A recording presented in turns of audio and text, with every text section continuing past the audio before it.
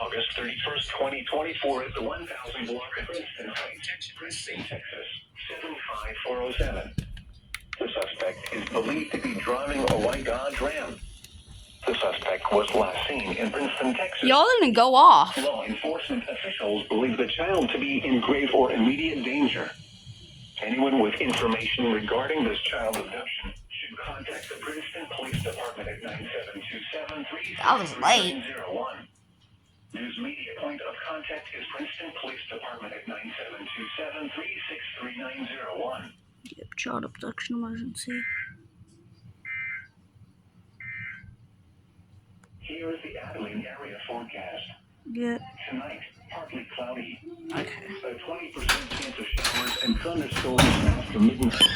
Yep, child Winds around abduction. 70. Northeast winds 5 to 10 miles an hour. Golly, that scared me. I have no idea.